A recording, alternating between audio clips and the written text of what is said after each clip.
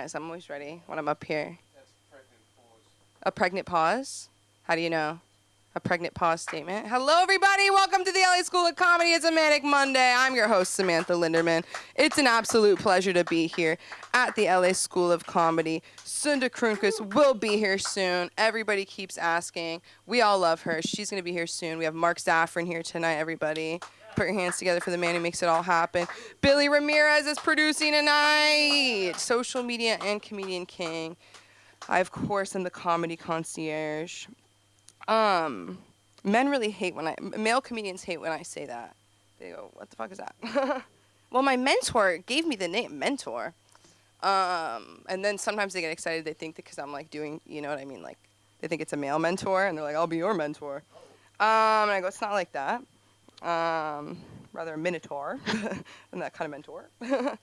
I had something so good I wanted to tell you guys that I almost wrote it down, but my phone was at 1%. How horrible is that? That's so sad.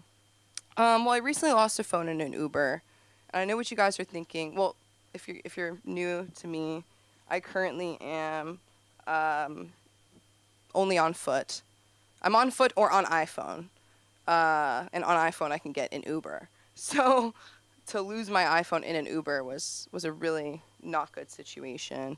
Basically, the cops kind of pulled over my Uber because he was in the way of them getting out. Mixed reactions. Some people said, Samantha, why did you prevent the Uber from, getting out of the way of the cops? Other people said he was the one driving. You might say, why are you telling me this? I don't know. I think if I talk about it enough, I'll manifest my phone coming back. But I do like my new phone. I'm so grateful for it. So that's good. There's something so good. I think it was about hair. No, we were talking about wigs. It all got thrown off by that. Okay, I wrote stuff down. I'll look at it. I'm not usually like this, but I'm really trying to, practice certain things. How are you guys doing tonight? Good? Yeah. Oh, I was thinking, okay, so sometimes you'll speak to a man, and guys, I know that this is a mostly male room, mostly just like all men that I know. That's fine. I know everybody in LA, like not to a Sunda level, but to a pretty bad level. Like where I work at a school, and this teacher came up to me, and I never want to speak to a real teacher. Like I'm an after school teacher. Like when a real teacher comes up to me, I'm like, somebody pooped, somebody needs to file a report, like whatever. And she was like, it's so good to see you. And I was like, who the fuck are you? Who are you? Who are you? I'm like trying to place her. I'm trying to find like the Star of David. Like, is she from Temple or does she have a Jewish face? I don't know. Because if she's a Jewish girl, I can guess her name. I could say Alana, and then she'll be like, no, it's Eliana. I'll be like, oh, of course, sorry. But anybody else, I don't know what I'm going to do, But what was my point? Oh, knowing people. Oh, yeah, but I'm going to tell this joke anyway. So sometimes you'll be speaking to a man, and, there's a very rare occasion where they'll say, how big are your boobs? Rarely, right? You guys know. You experience this all the time. Men have breasts. And we should be aware of them. I remember the first time I saw a slightly overweight man running shirtless as a child, and I closed my eyes. And I was like, that's not allowed. Anyways. But they mean, like, what's your bra size? And I just find that so funny, because it's like, you don't know what the fuck that means. Like, you don't know what 32A, like, they don't really know what that means. It just blew my mind. I was like, no, like, what size? Are you going to buy me something? That's my new line. Are you going to buy me something? For everybody here who's on a dating app. My mom's really scared of me being on dating apps. That's valid. But I use Uber like a dating app. I use real life like a dating app. Like, I just talk to people. And I think that that's okay, unless you're at the Costco in Salt Lake City. Because you start talking to one wife, and now you're talking to 10. And you're just stuck. And then there's a baby. Ugh. When I worked at Bath & Body Works, 2 teenagers used a baby to distract me to rob lotions. I think that's so messed up. Like, that is crazy. I don't know. I wish I could watch the security footage. And then my manager came up to me, and she's like, so we just got robbed, right? And I was like, clearly, if I knew, I wouldn't be playing with the fucking baby like an idiot. Like, what are you talking about? You think I'm in on it? That's crazy. Working at Bath & Body Works was very different than working at a school. Even though I had to treat the customers like children, like, honestly, it's the same voice. Please don't touch that. Please get your hand out of that drawer. Please. It's just a lotion. That's the thing that I have to do with the kids too, where I'm like, it's just a toy. Like, it's a toy, but you'll find another one. A kid at school tried to tell on me. And I said, I honestly, I feel bad because I kind of turned into my dad. And I went, do it. All the kids got so quiet. I said, do it. Let's go. I said, you telling me I'm going to tell on you? You're crazy, dude. One time this kid came up to me and just said, I'm going to kick you in the nuts. You know? I've been keeping that one for this moment. You're going to tell me I'm going to tell on you. No, I'm kidding. It was just really crazy. But I was like, I'm glad he feels comfortable to do that with me. I said I wouldn't say this, but I think it's probably a more common name than I think. But there's a kid at my school named Turkey, and I just can't get over it. I probably have said it on stage already, but he's just so funny. And some of these kids are like 4 years old and they're this tall, or they're 8 years old and they're this tall. So it's so confusing. Like, I'm talking to someone who I think's in 4th grade, and all of a sudden I realize they can't read, and they're 5, and it's like the craziest experience of your whole life. You take them to the bathroom. Someone always runs out of the bathroom telling on somebody else in the bathroom. It's fascinating. I just never had that experience as a kid. I wasn't a kid who, like, did satanic rituals to the toilet with toilet paper. Like, line them up and, like, put their toys in front of it and, like, leave an apple juice. Like, sometimes they will write their names down on the bad things they do. Like, in, like, it's crazy. And I give them a chance. I go, who did this, you guys? I'll step outside and somebody can come out and tell me. We don't have to do it in front of everybody. And then I come back and I go, guys, just so you know, the person who did this, you wrote your name down. So I know who it was. So let's go. It's horrible, but I love them. They make me laugh. I honestly, like, I kill with them a lot more than I kill here these days, just simply because it's so easy. Like, I had this megaphone, and you can record on it and then play it on the megaphone. And they were being so loud, so I went on the megaphone. I went like this. Silent in the room. Do it again! Do it again! Do it again! And so they all cleaned up all their stuff, and I just let them pick something to say on the megaphone.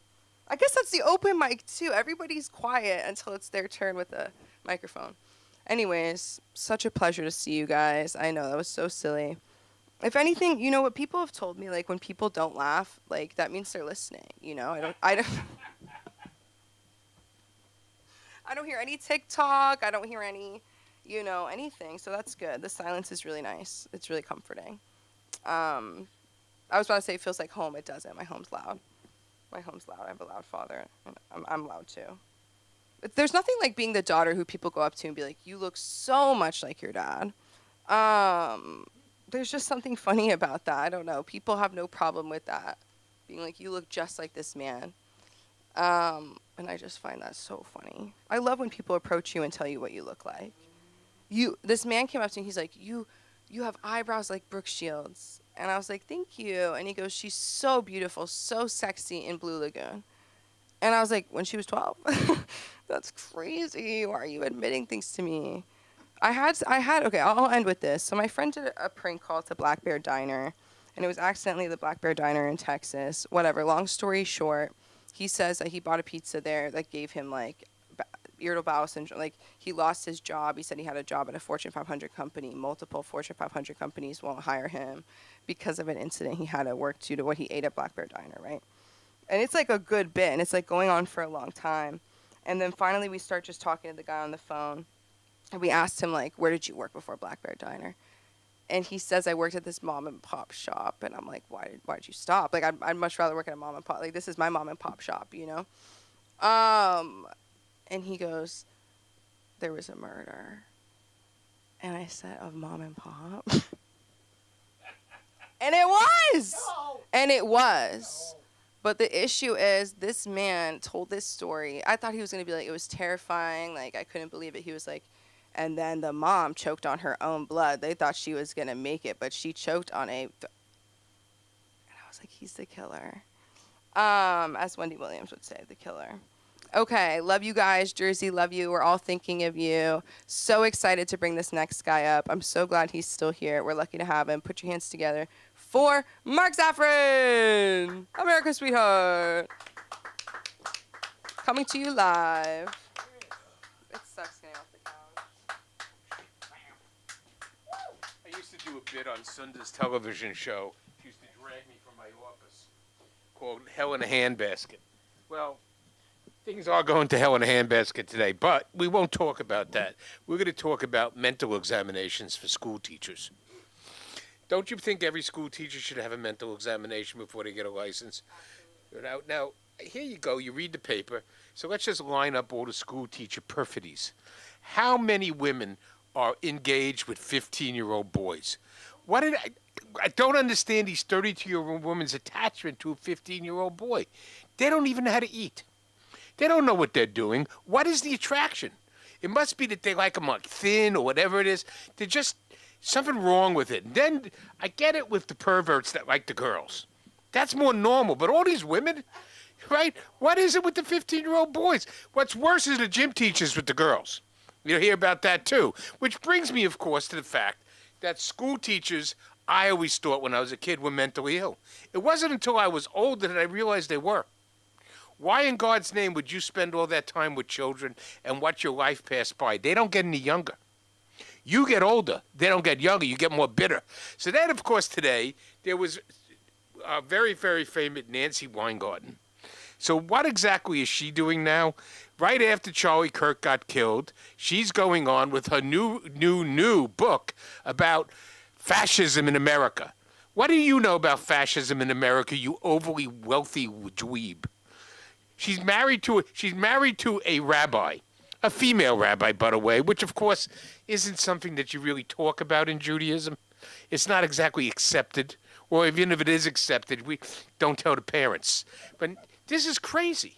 This is the head of the teachers union. She's writing a book about fascism as they're busy shooting people. And by the way, she's holding a big, online expo of her new book.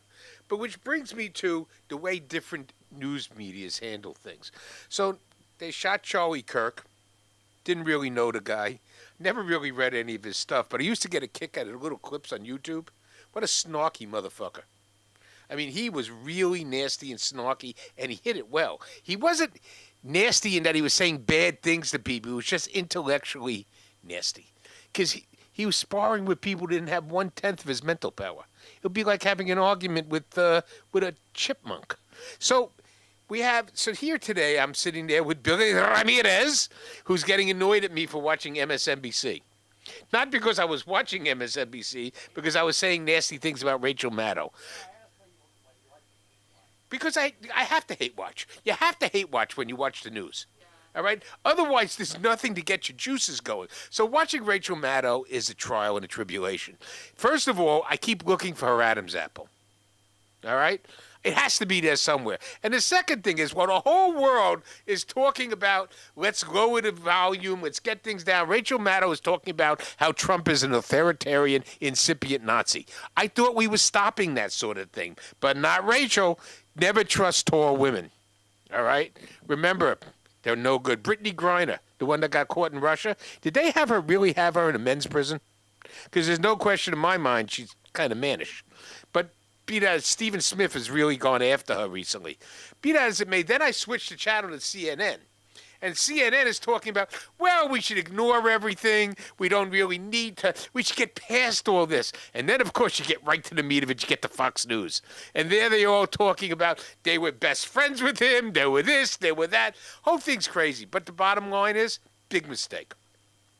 You create a martyr like that, when you see 500,000 Koreans marching through the streets going, we love Charlie, we are Charlie.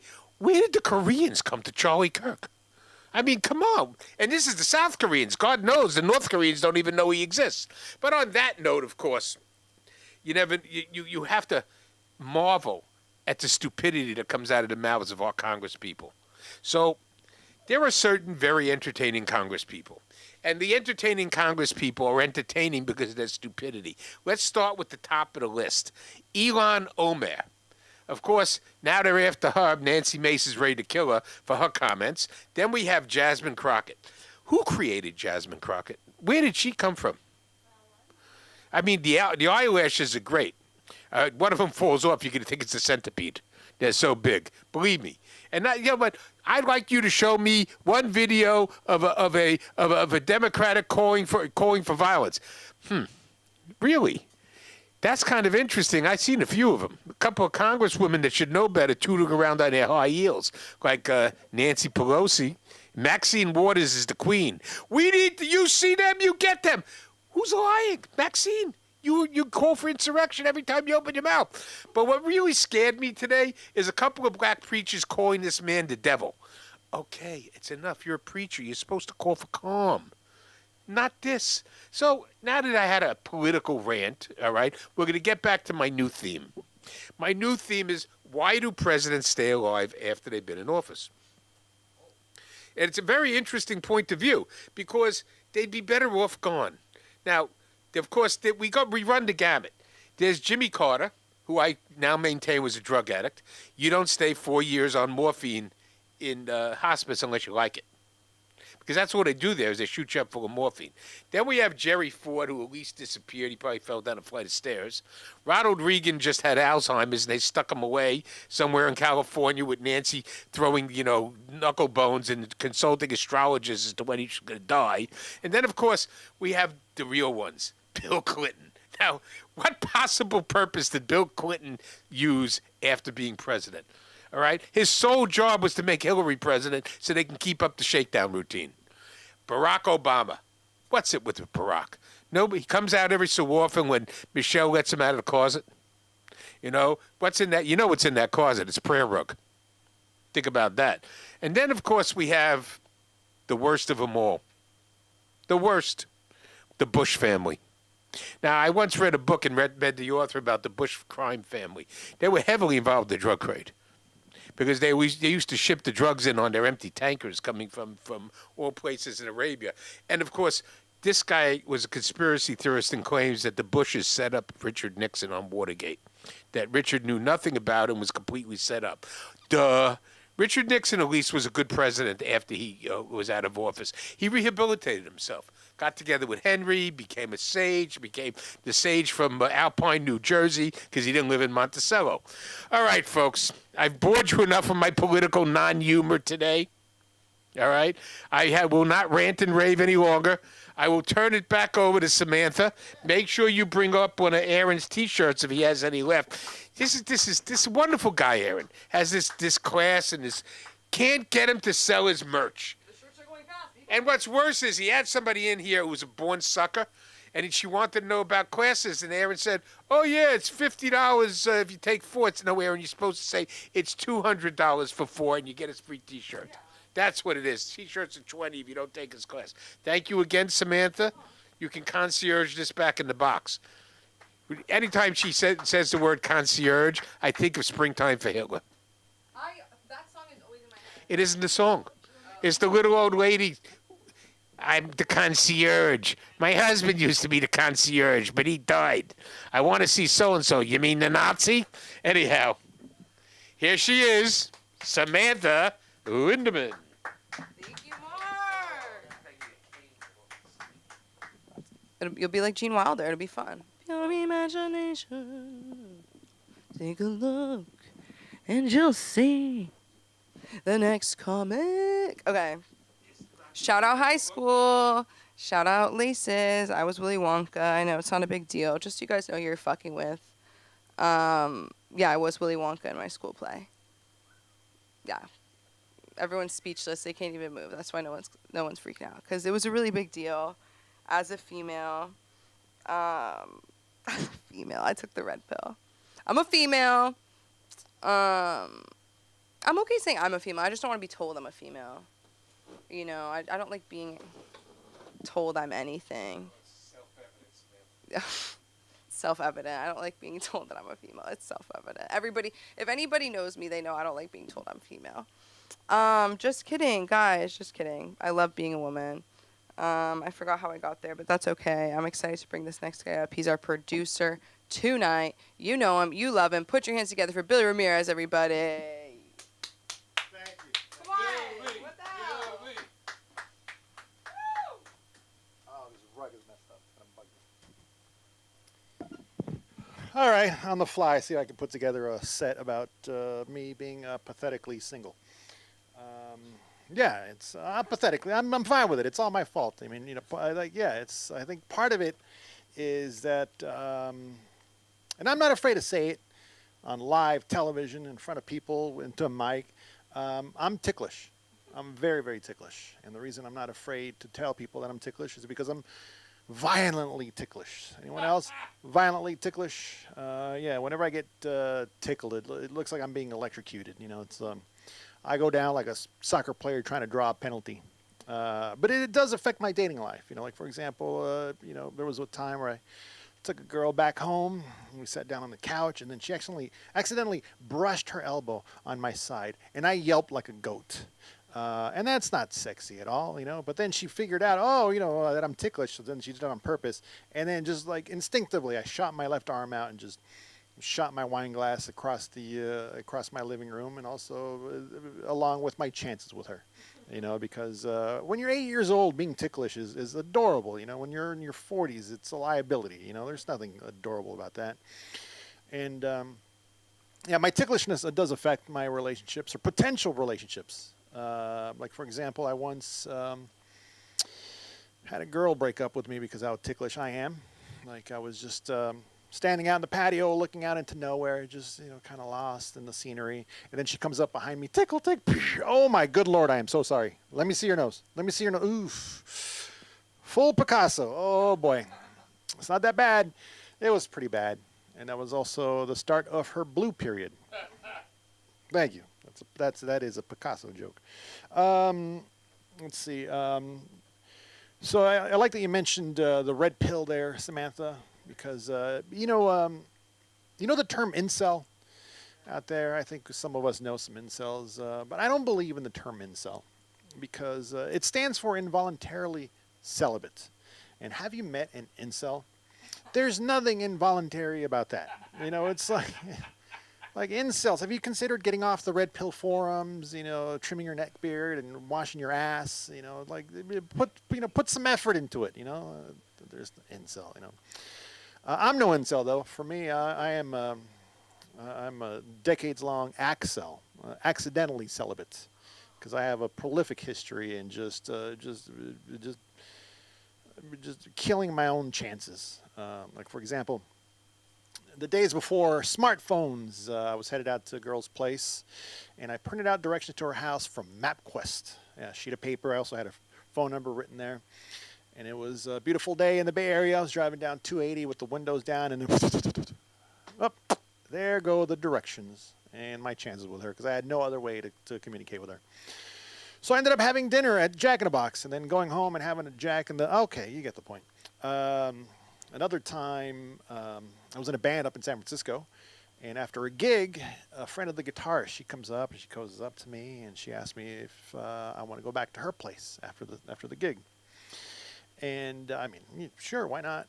Maybe she had the newest Mario Kart or anything. I don't know, but then I just got it into my head, like, well, she's a friend of the guitarist. She's just being nice. So I ended up inviting the rest of the band back to her place. And we spent a Saturday night playing board games, I was playing Scrabble with her while I instead could have been scrambling her. All right, you also get the point there.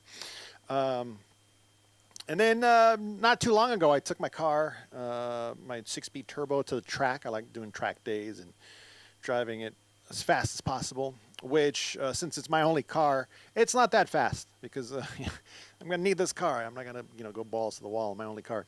But I met this girl who had a beautiful Subaru WRX. We headed off. We exchanged contact info. I put it into my cell phone, into my notes. I emailed it to myself. I notarized it, whatever I could do, And then, but we lived 40 miles apart, and I just got it into my head that, I don't know if anything's going to happen 40 miles apart. And then I just didn't pursue. But then 2 weeks later, on a Friday night, she texts me and asks if she wants me to, if she wants, I'm already screwing this up. If she wants me for her to come over, God damn it, I screwed that up. If she should come over and make me dinner on a Friday night. And then me being the genius that I am, I said, well, it's a long drive and I already ate. And that's why I'm still single. I could have ate her. All right, you get the point. But yeah, I'm basically just like a sexual Mr. Magoo, just walking past really obvious opportunities. But also, I'm just stupid too.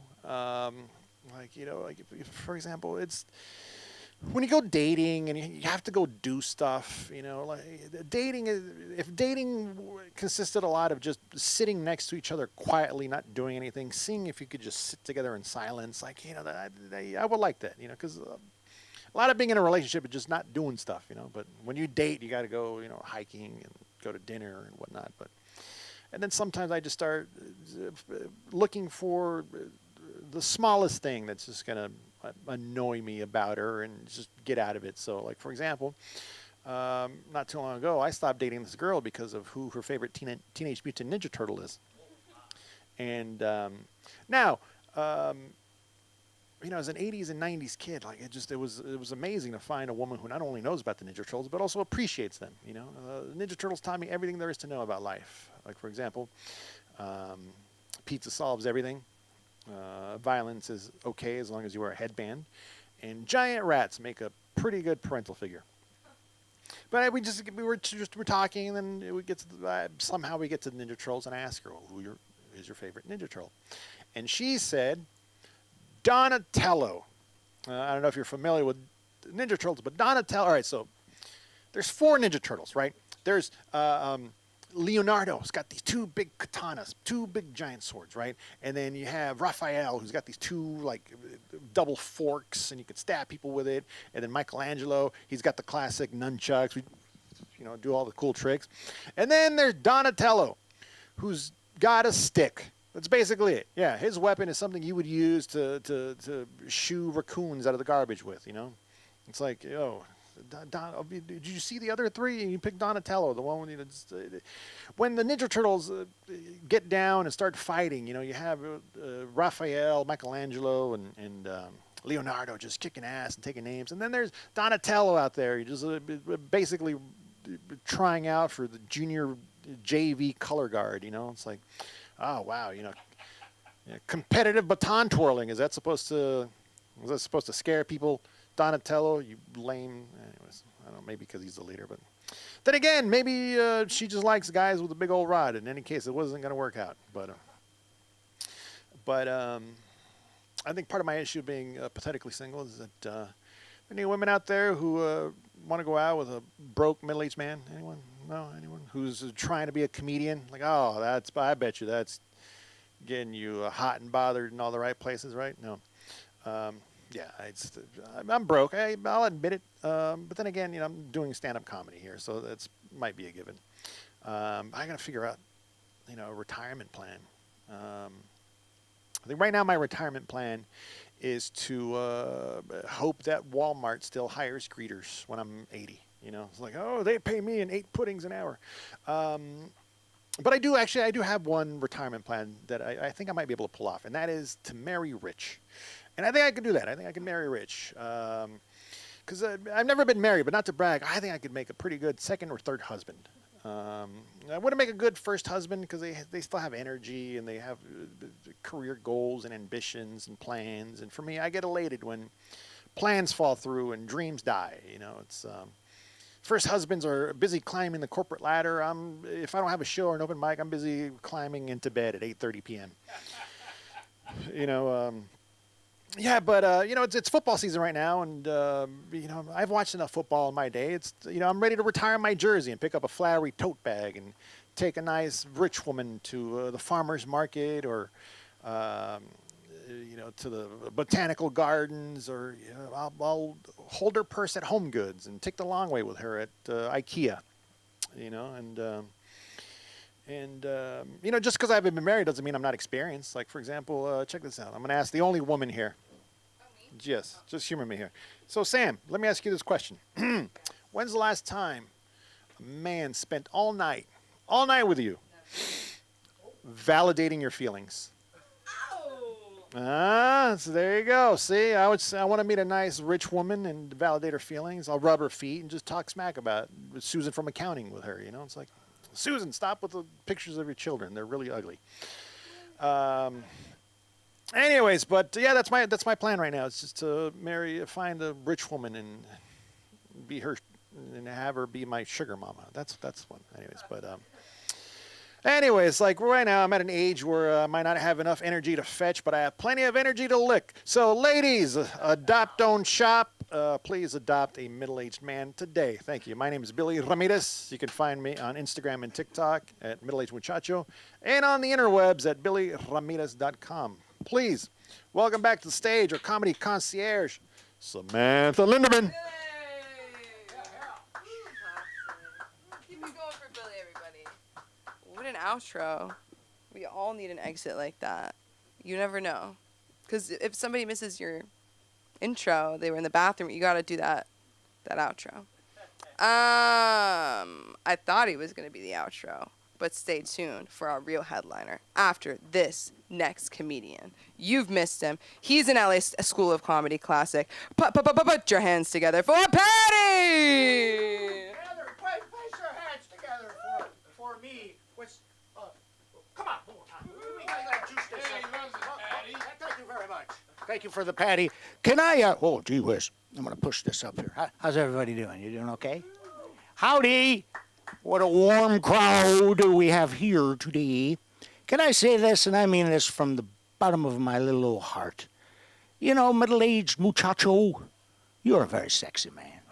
It really burns me up that I almost make, can I be honest with you? I think it's a comedy device for you.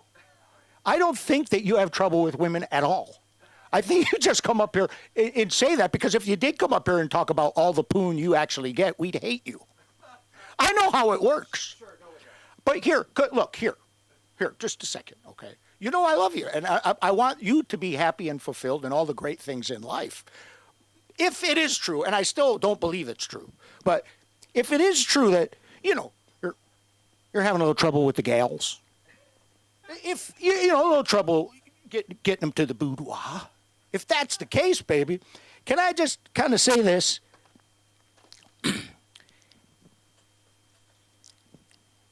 Have you considered a gal with a fupa? A fupa. Oh, consider a gal with a fupa.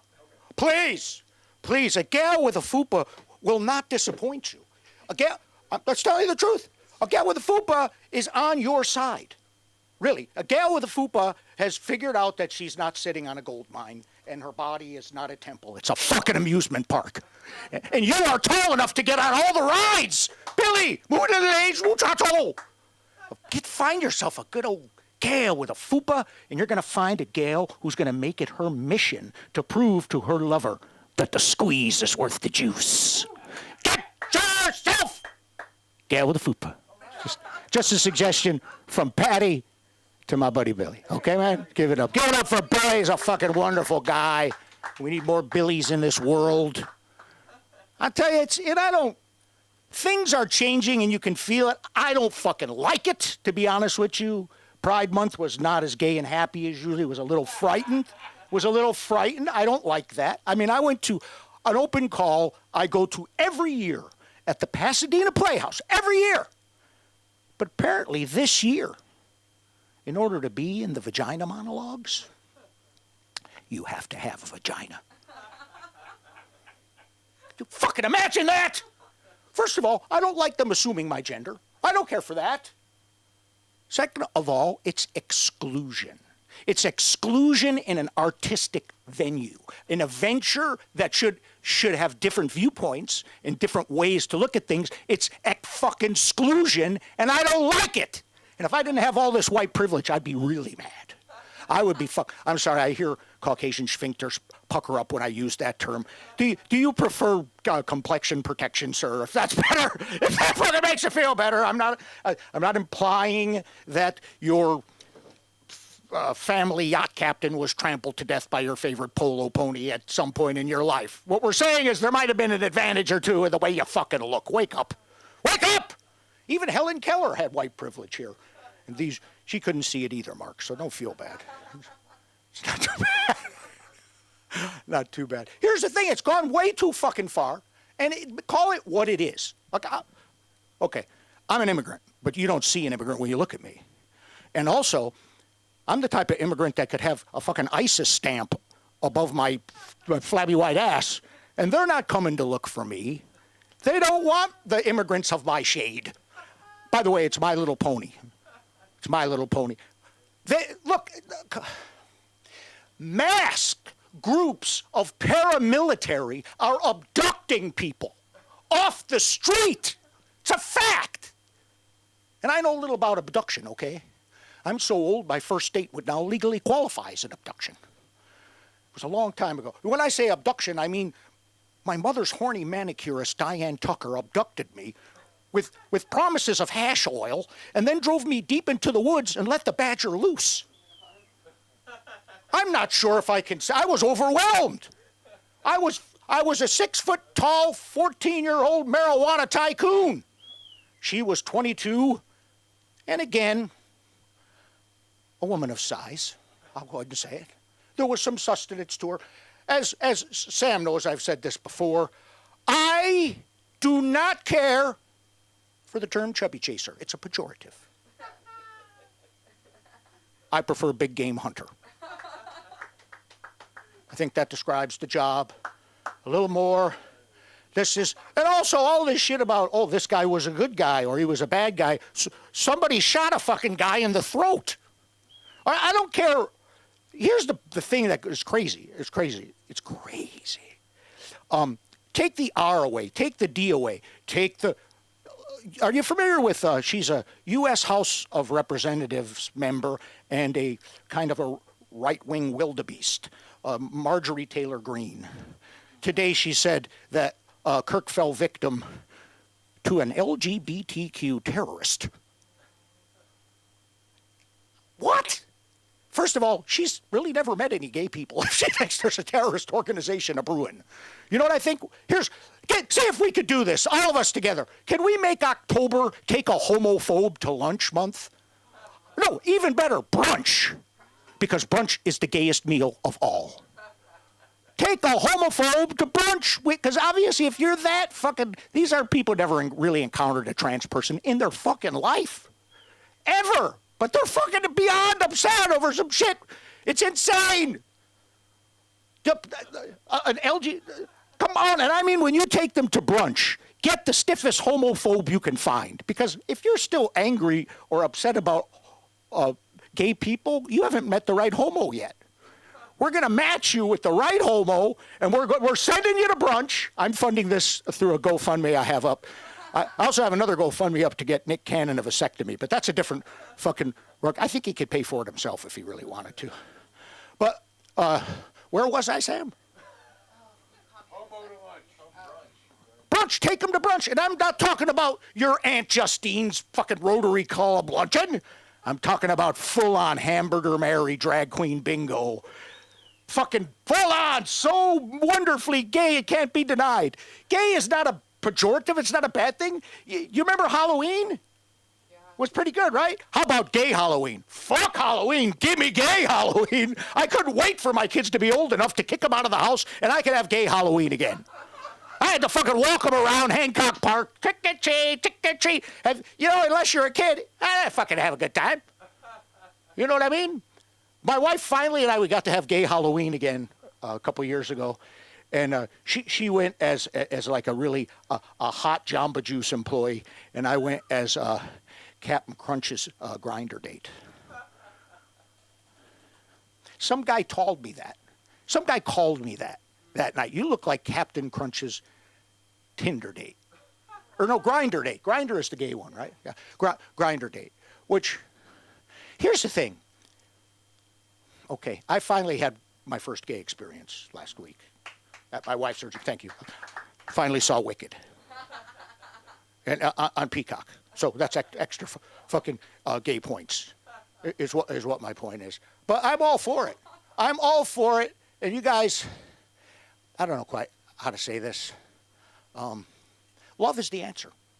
Minus ideologies, R's, D's,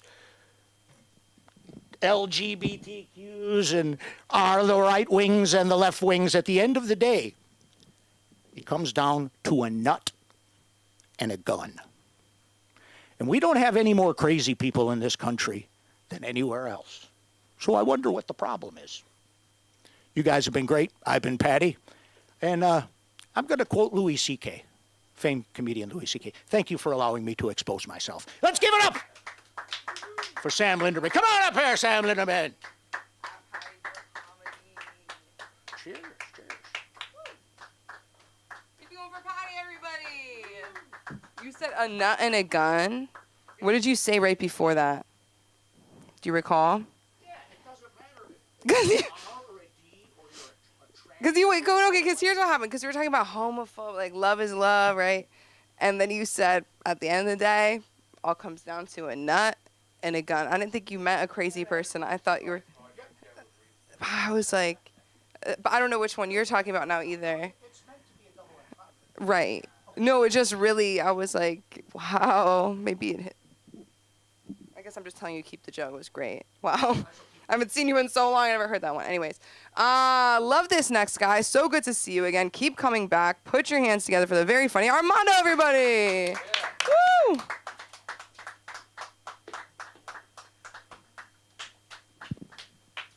Where is Sunda, by the way?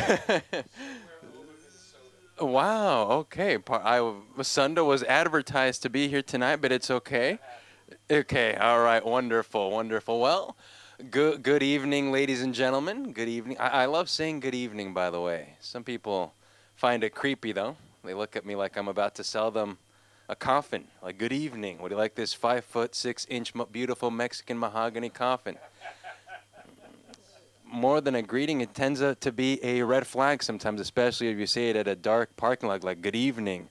You immediately become a suspect on Dateline NBC. I have expect a camera crew to pop out. I was like, there he is. That's him. But you know what? I can't help it. I like the way that it sounds. I think good evening sounds classy. When you're going to a drive-thru, instead of saying, hey, I'm going to have the chicken McNuggets, a chocolate shake, and a double cheeseburger, why not enhance the experience with a good evening? Can I have 12 of your finest chicken figments, a lush malt, and a duet of bovine medallion shrouded in dairy veil? I think that's how you say a fancy way of double cheeseburger. But one last thing about, I love saying good evening so much. I will say that it does get me in trouble with the ladies. So I say them, I give them a nice little good evening, and they look at me like, who's this guy that sounds like he's about to drink my blood? So like, but like I said, I can't help it. It sounds classy. My name is Armando G. Really, Armando G. Jr. There's Armando G 1.0, Armando G 2.0. I got the good English, thankfully. But a lot of people say Yi. Well, you don't look like a Yi. What is that? Is that Korean, Filipino, Chinese? I'll tell you, Yi is Chinese. I'm Mexican, Chinese. I'm Mexinese. Really, yes, Mexinese. My father is a quarter Chinese. My mother is Mexican. And, of course, that makes me, yes, 100% confused. Yeah. Especially when people ask me, what kind of rice do you like, Armando? I like it all. I like it brown. I like it white. I will say this. Growing up in a Mexican household, Mexican-Chinese household, we had some very exotic comidas, very exotic meals. Wonton caldo was wonton soup. We also had burritos with fortune cookies inside. Yes, burritos with fortune cookies inside. It happened once or twice. It's not out of the ordinary. The thing, I wasn't sure, by the way, if it was dessert or if it was some sort of warning, especially Mexican households can get a little pessimistic. Fortune cookie, you open up the fortune cookie, sometimes it say things like, ponte a trabajar, get to work, inside the fortune cookie. Or Billy knows this one, the worst is when you open up a fortune cookie and it says chancla time on there. And we all know chancla time, little sandal time, means run over there, get the second layer of jeans on and run away as fast as you can.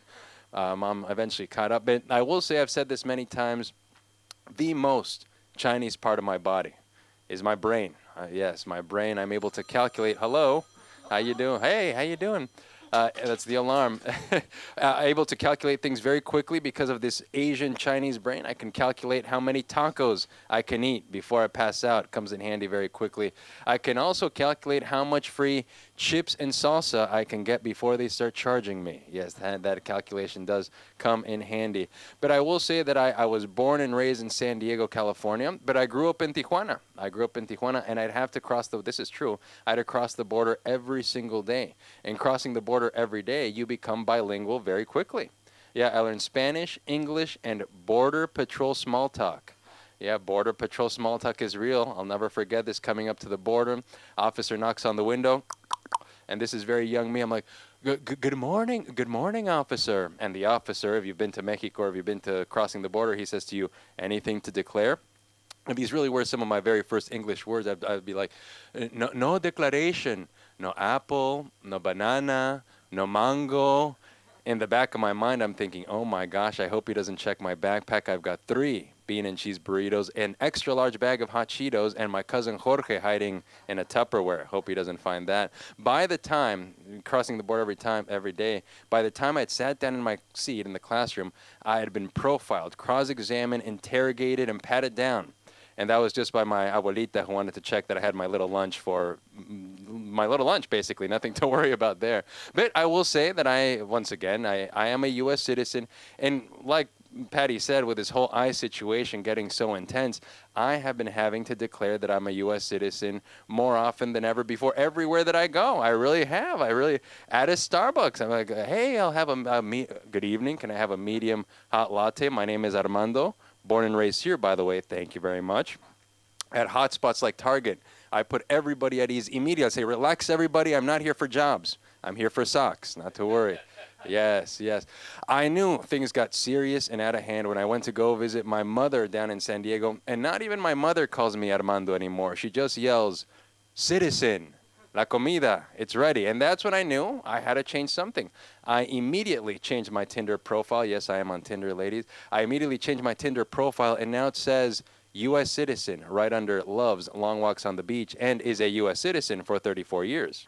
Otherwise, believe it or not, girls will actually ask me, yeah, but are you deportable? I'm like, deportable or deplorable? Or both. No, they're like, are you deportable? No, I'm a U.S. citizen. I live right here in Santa Monica. One of the things that I love about Santa Monica is that I get to see those self-driving cars very frequently. And I love the self-driving cars because it dawned on me that I can actually unleash my fury on the self-driving cars. Happened to me back in the day. I do have a little road rage. I'll be honest with everybody. I get, as normal LA traffic, I get a little road rage, and I'd honk at somebody, boop, and you'd get flipped off, or they'd give me the finger. They'd chase me for 3 exits down the freeway. Now with a self-driving car, you can lay on the horn, beep, for 20 minutes straight. And the worst thing that the self-driving car is going to do, maybe a little bloop, feedback obtained, updating software. That's as bad as it's going to get with a self-driving car. And I'll tell you, this happened because one of the self-driving cars did cut me off. This is how I realized it. It got aggressive on me. And it cut me off, and I said, I honked. I like, boop. I laid on the horn for 20 minutes. I almost turned blue. And then I realized there's nobody inside. There's nobody inside the self-driving car. I felt like I was yelling at a vending machine that stole my dollar. That's what I felt like. And at that point, I wasn't even mad anymore. We were emotionally bonding with a mechanical device.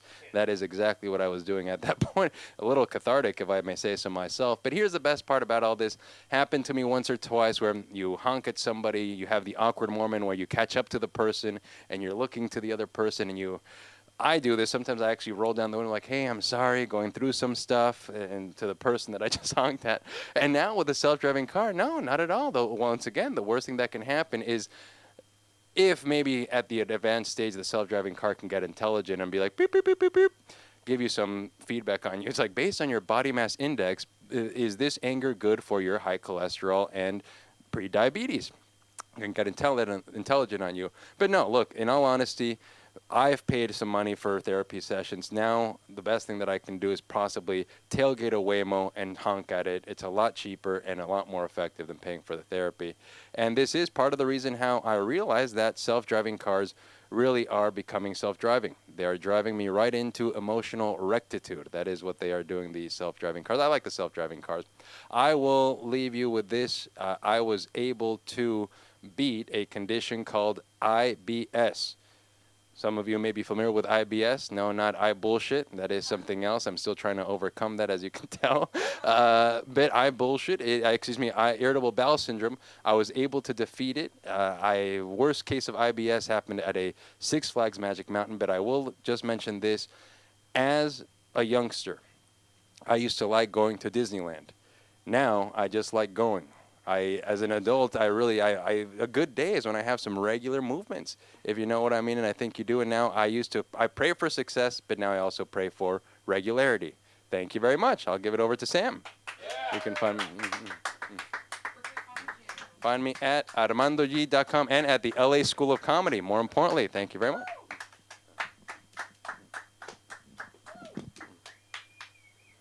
That was the first thing Cinda ever taught me to do. It was like so. First of all, keep it going for Armando, baby. He's so funny. It was like it was like Karate Kid, where it's like wax on, wax off, but she would be like, take it out. Okay, put it back in. Okay, take it out. It was so funny. Anyways, it's been a beautiful night. Thank you all for coming out. Thank you for watching. We're here Monday, Wednesday, Friday, and also literally every single other day. So call us. 310-470-1939. Sunda will be back soon. Yeah, she's over the. I wish I had echolocation with her. Yeah, I wish I had her actual iPhone location. Anyways, okay. Good night, everybody. Love you. Thank you so much, Billy.